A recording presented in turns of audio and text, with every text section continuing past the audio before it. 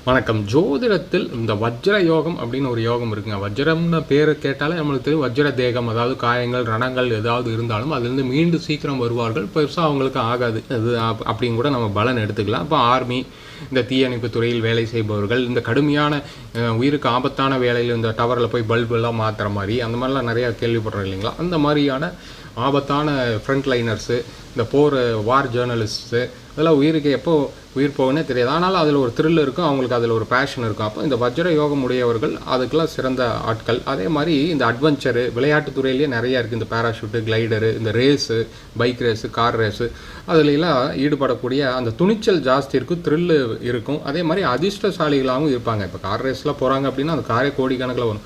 இப்போ அந்த அதிர்ஷ்டம் இருக்கணும். அது அதே மாதிரி சைன் பண்ணுவாங்க, பேர் எடுப்பாங்க. அப்போ இதுக்கு பலன் பார்த்தீங்கன்னா வேலியன்ட் ஃபைட்டர், ஆக சிறந்த போராளி. அதே மாதிரி ஃபார்ச்சுனேட், அதிர்ஷ்டசாலி. பற்றற்றவர்கள், உயிரை பற்றி கவலை உள்ளவர்கள் அதுக்கு போக முடியாது. அப்போ பற்று ஆசைகள் இல்லாதவர்களாகத்தான் அவர்கள் இருக்க வேண்டும். அதே மாதிரி இந்த யோகத்துக்கு விதி என்னென்னா, சுபகிரகங்களான குரு, சந்திரன், புதன், சுக்கிரன் லக்கணம் மற்றும் 7ஆம் இடத்தில் இருப்பது.